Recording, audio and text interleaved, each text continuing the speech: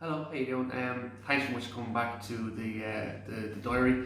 My name is Darren Jackson, as I'm sure you're aware, and this video is part of my ongoing breeding diary and preparation for the breeding season of Bullfinches, Siberian and Native 2021. I'm also going to be keeping red factor canaries, diamorphic canaries, some siskins, some linnets, some goldfinches, and of course the large collection of bullfinch that I've got. The series that I'm doing is going to be run in conjunction with the Facebook page, Canaries, Budgies, Native and Foreign Finches of Ireland. That's being run by myself. John Rankin was the founder himself, Mark Kelly, Mark Murphy, Paddy Stack and Des Byrne, and as I said, myself as moderators. So upcoming in December we have a raffle, a kind of a fundraiser thing that we're going to be doing for suicide prevention. I think John has made some announcements of that regard on the Facebook page, and we've got some sponsorship here that I'll be going through in a few minutes with regards to some of the stuff that we've organised from that. And then we'll be making more announcements as time goes on. So getting back to the core prospect of what do we feed bullfinches in the off season or year round, I'll start off with the basic mix that I feed them. The mix that I prefer is the Hobby Farm or Deli Nature Bullfinch with berry. The berries in this regard are rowan berries. We've also got safflower, some sunflower, a little bit of sunflower, some Niger, some millet, red and white millet, and some grass seeds and a bit of canary seed mixed into it as well. And that serves as the basis. I generally do one tablespoon per bird per day on that, and if the birds haven't finished it, I won't top it up until it's completely gone. If they do finish it during the day, I'll top it up as needed. But generally 1 tablespoon per bird per day is good enough on this, given the fact of everything else that we feed them. So we'll show you and go through that as well. So bullfinches in general are berry and bud eaters. So frozen blackberries, frozen blueberries, raspberries, and of course petit pois peas would be a staple. So it's November, so we're kind of at the end of the autumn, beginning of winter. So the blackberries and the berries themselves are kind of starting to wear thin on the bush. So it's good to give them a bit of a frozen selection as well. I generally give with blackberries, for argument's sake, again I give 1 or 2 per bird per day. I wouldn't give any more than that. It's just enough to kind of keep them going and keep the good acids going through the gut. We'll increase this then when it comes close to the breeding season. We'll increase these and the petit pois peas with regards to adding them into the egg food mix and the rearing mix, which we'll get to in a later video. I have a few more videos coming up on the feeding side of things. This is a part 1 of 3. So also then seed wise, we look at the soak seed mixture. Soak seed is exactly that's canary soak seed. So there's the mung beans, again safflower, a little bit of sunflower, some rape and some Niger seed in there as well. It's a very, very basic mix, but I think most birdmen will know what this is when they look at it. We germinate it, we sprout it for about 24 hours, and when it's in the sprouted position then, or sprouted section, the nutrient content of the seed itself changes and kind of increases quite dramatically, and that will help bring the birds on as well. But with bullfinches, and again I'll get to this when it comes to the wild food side of things, bullfinches need buds. So all year, as much as you can get them. They're predominantly a bud eating species, and you'll notice them in the wild. They'll pretty much sit on a hawthorn or an apple tree or a cherry tree or whatever else is that's in the area, and they'll pick the buds off those pretty much all day. That'll be the main basis of their diet for certain periods of time when there's not a lot of else food around. And that'll be the basis of it. So when we're bringing them on in condition, again I'll touch on it a bit more and more in a later video, but the buds and the development of the buds as time goes on, there's something in there I'd imagine that spurs the breeding response, because at certain times of the year when the buds get to a certain period, you'll notice the birds will start coming into breeding condition from there on. The increase of the hours in daylight and so on will help as well. But let's say for instance we've got a bird that's not feeling well or not looking well. Maybe the droppings are a bit loose or runny, or The bird itself is puffed up in the corner and you're not too sure what to do with it. First advice is always going to bring it to a vet if you can. If you can't, then there's some tips and tricks that we can help, and there's some supplements that we can use to help get the bird through. They don't always work, but it's always better to try something than to try nothing. So one of those seeds and things is Perilla seed, white Perilla. Now, white Perilla was introduced to me by a very good birdman, Antonio Meza. He's a Venezuelan guy that I met a couple of years ago through the birds, and he swore by this. So what I noticed was when I had a bird that was sick, that had loose or runny droppings, if I give it some of this, within a couple of hours the bird itself will start to perk back up, and by the end of the next day, if the bird has survived overnight, the droppings are back to normal and the bird is starting to look a bit better. But prevention is always better than cure in my mind. So with that in mind, we'd always use a probiotic. So Probac is a probiotic that I just started to use this year. I found it quite good. It's got a bit of a mixture in it, so it's got electrolytes in it as well as the probiotic itself. So there's no real maximum or minimum you can give it to them. I give it to them 3 days on, 2 days off, and I put it in the water. It's just it helps if the bird's lost a bit of weight on the breast after coccidiosis or salmonella or whatever that may be.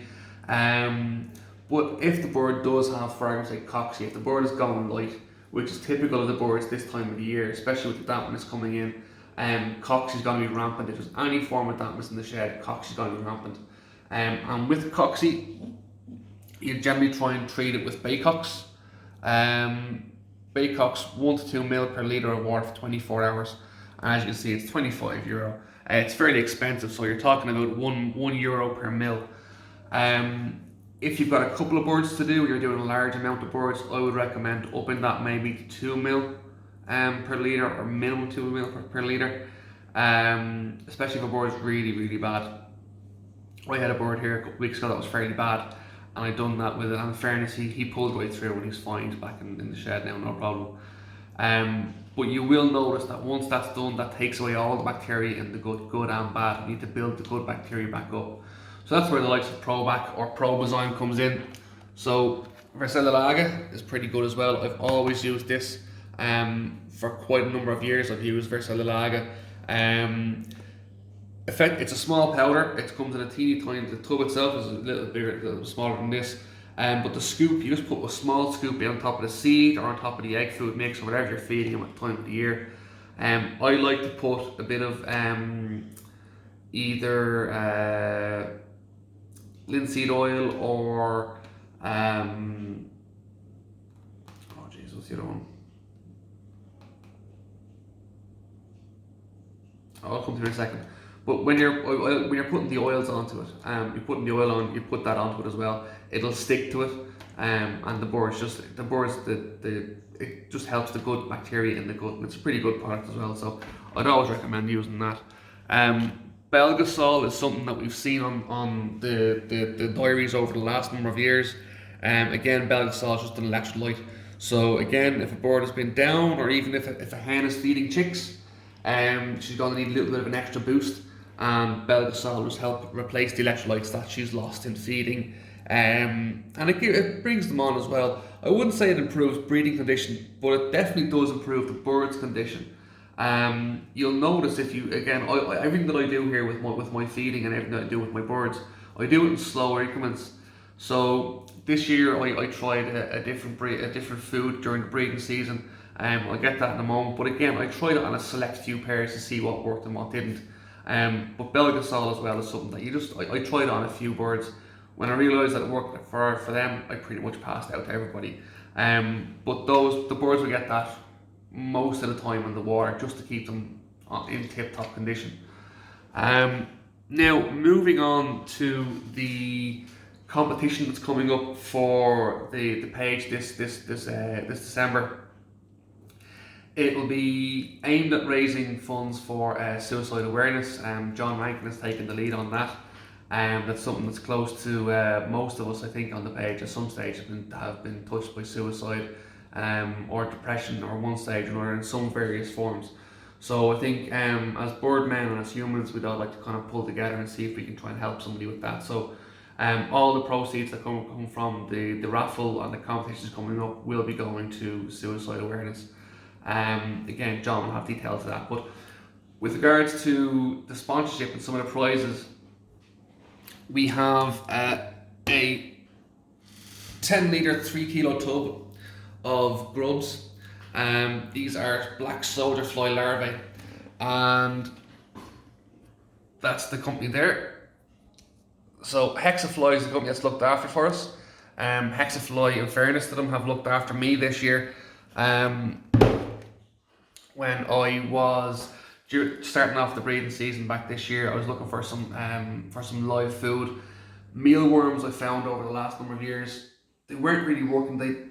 Most people that we know in the bird world will use mealworms and pinkies. We all get that. That's a staple diet. But again, I decided to change it up this year, and I've noticed some pretty good improvements.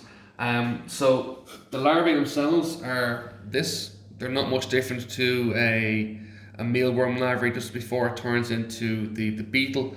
But they are, at the end of the day, they are flies. Is what they turn into. So the nutrients in these pretty much far outweighs the mealworms. And mealworms obviously far outweigh maggots insofar as nutrition content. So they would be my choice going forward. What I noticed this year is with a bird that was down a bit, when they started eating those, they perked up a little bit more. And some of the young birds, now I kept a couple of pairs aside that I bred this year just using this. So I replaced the mealworms and the fly maggots with just the soldier fly larvae, and with the birds that were fed on this, I found that there was a little bit more meat on the breast. The birds were a little bit more bulky, and they're a little bit bigger in size. So I'm going to try it again next year, breeding with just using that and replacing the mealworms across the line, and see what results we get from that. I've had good results on a small few. Now I'm going to try it on the rest of the birds across the way. So the reason for this, I think, nutritional value wise, and this is just reading from the leaflet that was sent out for me today, the vitamin D2, you're talking 66% increase over mealworms. Vitamin D3, there's an 85% increase over mealworms. Vitamin E, we're up there 141% over mealworms. Tannin, riboflavin, folic acid, you're up 54%. Vitamin B12, 190%. So it really speaks for itself insofar as the nutritional content of the larvae themselves. And as I said, the guys up there, Jeff and Stephen, have kindly donated a tub for the raffle, and this is my tub that I'll be using going forward. So between myself and one of the other guys, we've formed a partnership, and we will be looking at breeding Bullfinches and some other canaries over the year. But the Bullfinches hopefully be arriving for me tomorrow, and at that point then I'm going to start using the fly larvae for those, and see how we get on with developing the chicks in the nest, and see if there's any difference between the birds that I breed here using those and the birds that he breeds down in his shed without using those. And we'll compare at the end and see, you know, do we have the same results as we had with the bullfinches, for argument's sake. So that's the idea, and that's the plan. I will be doing a video once a week now going forward, or at least once a week going forward, in preparation for the breeding season. My shed is just about finished. I have the new flight cages organised, and we'll be putting birds into those in the next week or so, and then putting the breeding pairs together in around December 25th, 26th for next year. So what we'll be doing in the next video we're releasing tomorrow afternoon, I think, is just going to be looking at wild food. I've already prepared it, but I need to do a little bit of editing on it. And that'll be looking at, you know, where to get wild food, what type of wild food to look at for the likes of bullfinches and goldfinches, what they're eating, what they're feeding on, and where to go from there. So if you have any questions in the meantime, by all means do feel free to get in touch with myself or any admin team. And yeah, we'll see you soon. Thanks.